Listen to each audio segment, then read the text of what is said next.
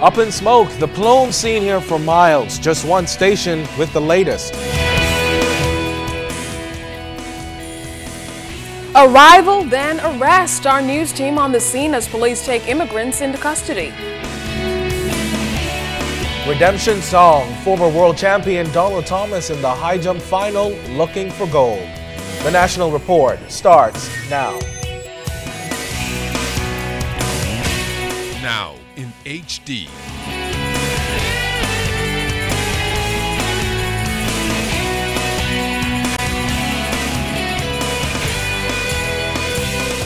ZNS Network presents The Bahamas Tonight. This segment of the news is brought to you by BTC, powered by Lime.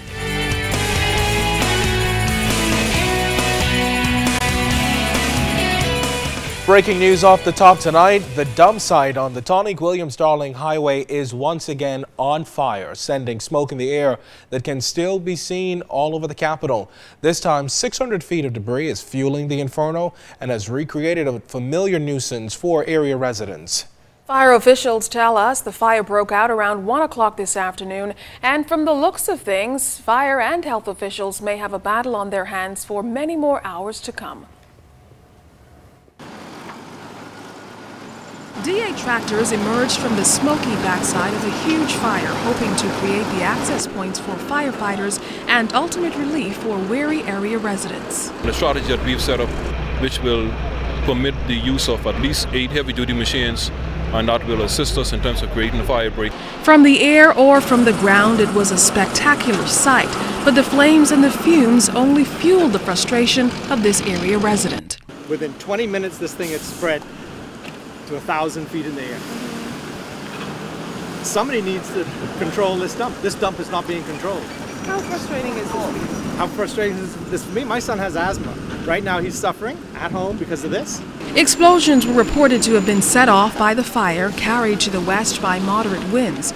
Though a familiar sight at the western end of the dump, this eastern end fire, according to the Department of Environmental Health, would create a much more stubborn problem. Difficult to outdam with water because there's so much oil and water don't mix, and so it's difficult to really try to outdam with just water. So we're just trying to isolate it and monitor it so it can burn itself out. But with some water, the pellets that are mixed with the tires, it'll be able to help soak it down. BEC officials say this dangling power line did cause a primary power disruption, but that an area power outage was not anticipated. The fire is about 300 feet away from the primary lines, and so once it gets closer and becomes threatening to our power lines, then we'll move the power around to have a continuous supply of electricity. Now, just how long the fire will burn is unclear, but Rodin is hoping for someone's feet to be put to the fire. Somebody should be held responsible for what's going on here right now. In the United States, somebody would be sleeping in jail tonight unless they had $500,000. Well, a 40-foot Haitian vessel landed in the Marshall Road area early this morning, and officers from several uniformed branches quickly acted to capture as many as they could. Our Janaea Noel Ferguson was on the ground as officers made several arrests. Another group of illegal immigrants were found just off Marshall Road early Tuesday morning. Now, according to Defense Force officials and immigration officials, there's no telling how many illegal immigrants actually came in. A team of defense and immigration officers could be seen combing the area in search of the occupants of that vessel that landed about 2 miles east of Marshall Road. A short time later, several officers emerged from bushes with 5 undocumented persons. According to our sources, one of the persons captured told officers that several of those migrants who they traveled with from Haiti paid someone a certain fee to take them to a village on the island, and because he did not have the required funds, he was left behind. Those 5 males were taken on the back of a flatbed truck. All appeared to be in good physical condition. Now, after we left the Marshall Road location, we were told that more illegals were believed to be in the Cowpen Road area. But our search brought us here to Hebron Estates, where in this house, police officers found what is believed to be more illegals. They said they found a number of passports in the building and also an illegal firearm. Now, police sources also told us that when they arrived at the scene, they also captured persons who were attempting to flee. One of the women who claimed to live in the home reportedly spoke Creole to the others, and several of them took off running. The pink and white house in Hebron Estates appeared to be bustling with activity as police conducted their investigation on the outdoors, attempting to attain answers from the group. How you get charged with this, you know? No, I tell you. Look, man. Let me tell you, see my one here. I asked you that you live in this house. I see gun and TV, I never touch gun. Oh, you see, so you know that there? A Haitian sloop came in sometime earlier this morning. It's believed that some illegal immigrants came off the boat, and we believe they came into this area. Making a check, we were able to nab about 5 persons thus far. Tom Michael is famous for shanty towns, and government is making progress to deal with the matter, and we are here to assist. Okay. Do you know if the persons who occupy this home were assisting persons that may have came in this morning? I cannot say that. I know it is owned by Bahamians. Meantime, police, defense, and immigration officials continue the search for more illegals who may have been aboard that grounded vessel. Janae Noel Ferguson, ZNS Network News. On Monday, the Nassau Guardian carried as its top story a report featuring the thoughts of former Prime Minister Hubert Ingram concerning the government's ongoing discussions with the developers of Baha Mar on its share of the property's roadworks. Mr. Ingram criticized the government's position that the roadwork is worth much less than the $118 million the resort developers are claiming, and that the final cost would have to be negotiated or decided by an arbitration process. Well, the government shot back. First up was Deputy Prime Minister Philip Davis, who had this to say about Mr. Ingram's intervention. In fact, he makes out the case as to why we should be cautious. He makes the case out as to why we need to be careful. He makes it out, but at the same time, he wants us to be reckless and irresponsible like him. This is a man who, maybe if he had sat down, analyzed, and listened to some of the advisors, he'd be able to tell us, he might have been able to prevent it, the $100 million plus overrun that I'm trying to, the mess that he left with the road improvement program. If he had taken the time and be more sensible, be more prudent, right, and listen to his advisors, we may not have to, the country will not have been saddled with $100 million, $100 million possible debt, cost overruns on the road. Now, Prime Minister Christie also took exception to what he thought was a revisionist approach to investors by Mr. Ingram.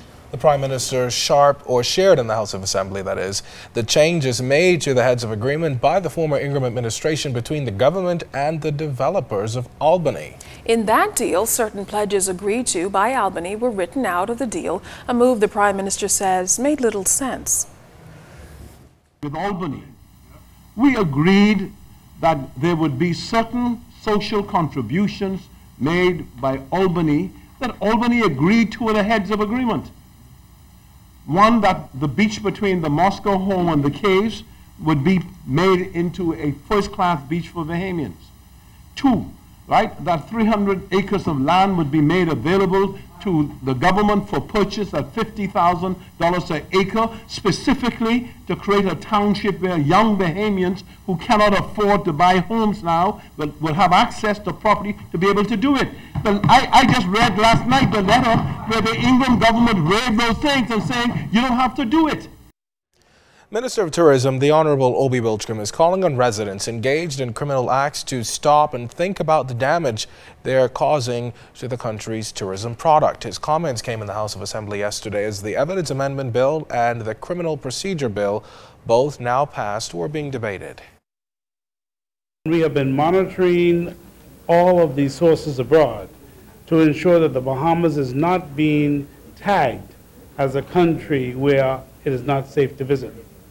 I again remind Bahamians that the Americans in particular took a strong position against Mexico when the levels of crime had reached a particular point. And because it involved so many Americans, it took a point where they were advising Americans against the travel. And Mr. Speaker, that has an impact on our shops, that has an impact on our restaurants, that has an impact on our vendors. So again, Mr. Speaker, it returns us to the position that we as a people must understand that we're all collectively responsible.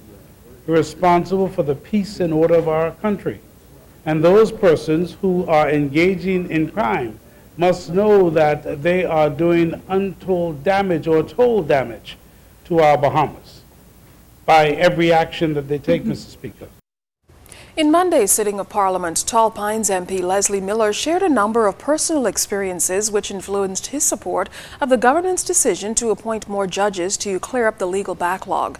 Mr. Miller zeroed in on one situation in particular where one member of the legal fraternity may be holding too much sway over when cases are tried. Mr. Speaker, from my own personal experience in dealing with civil matter before the courts, I've been in one case now for the past 12 years.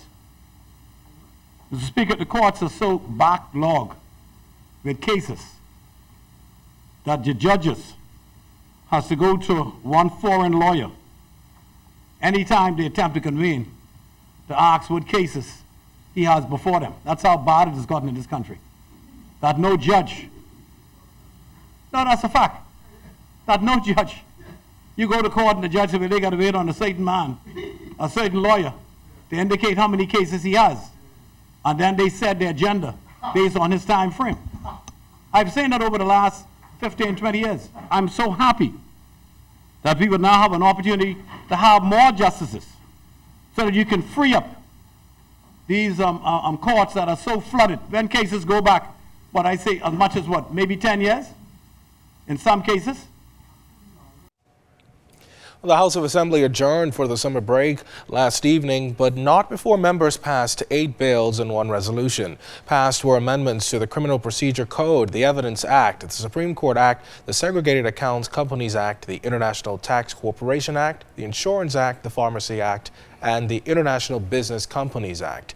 The resolution passed empowers the Governor General to appoint a commission to review the remuneration and pensions for judges every 3rd year, with the next commission scheduled to be appointed in September 2014. The House returns on Wednesday, October 2nd.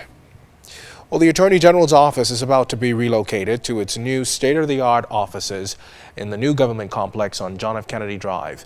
Minister of Labor and National Insurance, the Honorable Shane Gibson, announced during the debate on the amendments to the Criminal Procedures Bill this week that the Attorney General's office should be relocated before year's end, possibly as soon as September.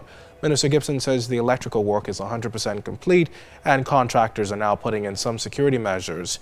With the main post office building experiencing major problems for some time now, the minister says the new offices are a major upgrade.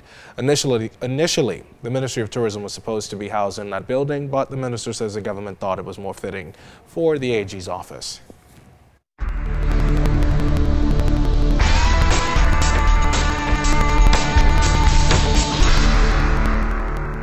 In our first look at whether a tropical wave to the south of the Bahamas has about a 20% chance of developing over the next 24 hours and will not impact our weather in time. But outside of our studios just now, we have partly cloudy skies, temperature 86 degrees, relative humidity 63%. Your winds out of the southeast at about 8 knots, barometric pressure 1,017.7 millibars. That's 30.05 inches, and it is falling. But stay tuned. Temperatures around the Family Islands, travel and boating forecast is still to come. Well, still to come, a former world champion goes after another gold. We've got the latest. And it's Fox Hill Day, the latest from the celebrations. You're watching The Bahamas Tonight.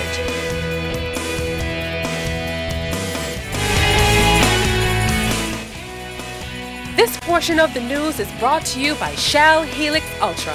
Performance you can see.